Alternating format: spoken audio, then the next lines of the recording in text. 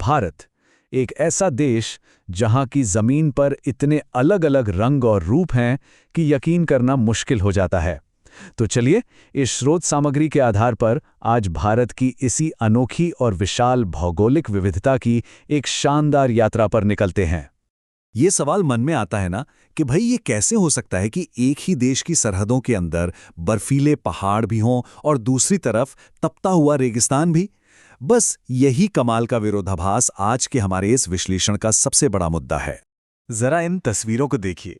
एक तरफ हिमालय की सफेद बर्फीली चोटियां और दूसरी तरफ थार का सुनहरा तपता हुआ रेगिस्तान। सच कहूं तो बस ये दो तस्वीरें ही भारत की बेमिसाल भौगोलिक कहानी को बयां करने के लिए काफी हैं। तो हाँ, भारत वाकई में विरोधाभासों की भूमि है। लेकिन ये जो विविधता है ना, ये सिर्फ सतह पर नहीं है। असल में ये भारत की जमीन के नीचे उसकी भूवैज्ञानिक बनावट की गहराइयों तक जाती है, जो इसे और भी ज्यादा दिलचस्प बना देती है। चलिए इसको थोड़ा और समझते हैं। देखिए, एक तरफ है हमारे हिमालय और उत्तरी मैदान। ये जियोलॉजी की भाषा में कहें तो बिल्कुल नए हैं। कह सकते हैं कि इनमें युवा ऊर्जा है और ये अस्थिर हैं। और वहीं दूसरी तरफ है हमारा प्रायद्वीपीय पठार। ये अरबों साल पुराना, पृथ्वी के सबसे मजबूत और सबसे स्थिर जमीनी टुकड़ों में से एक है। मतलब एक ही देश के अंदर दो बिल्कुल अलग अलग भूवैज्ञानिक दुनिया बसी हुई हैं। तो इस पूरी विविधता को ठीक से समझने के लिए हम भारत को 6 बड़े हिस्सों में बांटकर देखेंगे। सबसे पहले हिमालय पर्वत, फिर विशाल उत्तरी मैदान, उसके बाद प्रायद्वीपीय पठार, फिर रेगिस्तान, तटीय इलाके और आखिर में हमारे द्वीप समूह। तो तैयार हो जाइए, हमारी यात्रा अब शुरू होती है। हमारी यात्रा शुरू होती है देश के उत्तर से, जहां कुदरत की सबसे शानदार रचनाओं में से एक खड़ी है। ये है दुनिया की सबसे ऊंची और सबसे भव्य पर्वत श्रृंखला हिमालय, जो एक विशाल दीवार की तरह हमारे देश की रक्षा करती है। इसकी विशालता का अंदाजा लगाना है तो बस इस नंबर पर गौर कीजिए। 2400 किलोमीटर पश्चिम से पूर्व तक हिमालय लगभग 2400 किलोमीटर लंबी एक घुमावदार दीवार बनाता है। ये कोई छोटी मोटी पहाड़ी नहीं है, ये तो अपने आप में एक पूरा पर्वतीय साम्राज्य है। अब मजे की बात यह है कि हिमालय कोई एक अकेली पर्वत श्रृंखला नहीं है। इसमें एक के पीछे एक 3 समानांतर श्रृंखलाएं हैं। सबसे उत्तर में और सबसे ऊंची है हिमाद्री, जो हमेशा बर्फ से ढकी रहती है। इसके बीच में आती है हिमाचल रेंज और सबसे दक्षिण में है शिवालिक की पहाड़ियां। वाह, जरा इन चोटियों की शान तो देखिए। ये सिर्फ पत्थर और बर्फ के पहाड़ नहीं है, ये कुदरत की ताकत और खूबसूरती की वो मिसाल हैं जो हमेशा बर्फ की सफेद चादर ओढ़े आसमान से बातें करती रहती हैं। और हाँ, दुनिया की छत मतलब माउंट एवरेस्ट, वो भी इसी हिमालय का हिस्सा है। और भारत के अंदर भी देखिए, कंचनजंगा, नंगा पर्वत और नंदा देवी जैसी कई विशाल चोटियां हैं जो आसमान को छूने का दम रखती हैं। देखिए, हिमालय सिर्फ एक दीवार नहीं है, ये जीवन देने वाली नदियों का घर भी है। तो चलिए अब इन ऊंचे पहाड़ों से नीचे उतरते हैं और उन नदियों के बनाए भारत के अन्न के कटोरे यानी हमारे विशाल उत्तरी मैदानों की तरफ चलते हैं। 7 लाख वर्ग किलोमीटर, सोच सकते हैं कितना बड़ा इलाका है ये।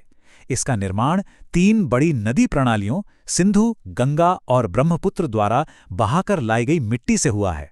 और यही वजह है कि ये इलाका दुनिया के सबसे उपजाऊ क्षेत्रों में गिना जाता है। लेकिन रुकिए, ये पूरा मैदान एक जैसा सपाट नहीं है। जैसे ही नदियां पहाड़ों से नीचे उतरती हैं, वो सबसे पहले भाबर नाम का एक इलाका बनाती हैं। ये कंकड़ पत्थरों की एक पट्टी है जहां छोटी छोटी नदियां इन पत्थरों के नीचे गायब सी हो जाती हैं। अब भाबर के ठीक दक्षिण में वही नदियां तराई क्षेत्र में फिर से जमीन पर आ जाती हैं। इस वजह से ये एक नम और दलदली इलाका बन जाता है, जो कभी घने जंगलों और जंगली जानवरों का घर हुआ करता था।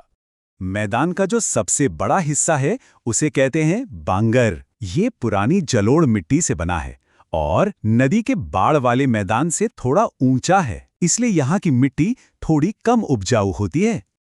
और आखिर में आता है खादर इलाका। ये नदी के ठीक किनारे वाला क्षेत्र है जहाँ हर साल बाढ़ नई और उपजाऊ मिट्टी की परत बिछा देती है। इसलिए ये खेती के लिए सबसे बेहतरीन जमीन होती है। तो मतलब ये है कि एक जैसा दिखने वाला ये मैदान भी अपने आप में कई परतें समेटे हुए हैं।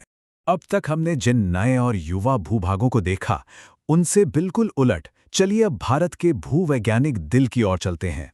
ये है हमारा बहुत ही पुराना और बेहद स्थिर प्रायद्वीपीय पठार। ये पठार बहुत बहुत पुराना है, इतना पुराना कि ये उस विशाल महाद्वीप का हिस्सा हुआ करता था जिसे गोंडवाना कहते थे। जब वो महाद्वीप टूटा और भारतीय प्लेट उत्तर की ओर खिसकी तो उसी से इस मेज जैसी आकृति वाले भूभाग का जन्म हुआ। ये पुरानी और कठोर चट्टानों से बना है जो इसे बहुत मजबूत बनाता है। इस पठार के पश्चिमी और पूर्वी किनारों पर दो बहुत ही महत्वपूर्ण पर्वत श्रृंखलाएं हैं, पश्चिमी घाट और पूर्वी घाट। पश्चिमी घाट ऊंचे हैं और एक लगातार दीवार की तरह खड़े हैं जो मॉनसून की हवाओं को रोककर खूब बारिश करवाते हैं। वहीं पूर्वी घाट थोड़े नीचे हैं और बीच बीच में टूटे हुए हैं, जिन्हें बड़ी बड़ी नदियों ने काटकर अपना रास्ता बना लिया है। ये एक बेहतरीन उदाहरण है कि कैसे भूगोल बारिश के पैटर्न पर असर डालता है। पहाड़ों, मैदानों और पठारों के बाद अब हमारी यात्रा भारत के किनारों की ओर बढ़ रही है। यहाँ हमें 3 और बिल्कुल अलग तरह के नज़ारे देखने को मिलते हैं: रेगिस्तान, तटीय मैदान और हमारे द्वीप। सबसे पहले बात करते हैं भारतीय मरुस्थल की, जिसे थार मरुस्थल भी कहते हैं। ये एक सूखा और शुष्क इलाका है जहां साल में 150 मिलीमीटर से भी कम बारिश होती है। यहाँ का पूरा नज़ारा बदलते रहने वाले रेत के टीलों से भरा है।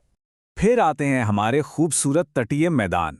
ये पठार के दोनों ओर की संकरी पट्टियां हैं जो न सिर्फ देखने में सुंदर हैं बल्कि खेती, मछली पकड़ने और बंदरगाहों की गतिविधियों के लिए बहुत बहुत जरूरी हैं। और आखिर में भारत के 2 द्वीप समूह हैं। यहाँ भी 2 अलग अलग कहानियां हैं। एक तरफ लक्षद्वीप है जो मूंगा यानी कोरल से बना है, तो दूसरी तरफ अंडमान और निकोबार द्वीप समूह है जो असल में समंदर में डूबे हुए ज्वालामुखी पर्वतों का ऊपरी हिस्सा है। तो हमने बर्फीले पहाड़ों से लेकर गर्म रेगिस्तान तक की यात्रा की, लेकिन सबसे बड़ी और हैरान करने वाली बात जानते हैं क्या है? ये सारी की सारी विविधता बिखरी हुई नहीं है।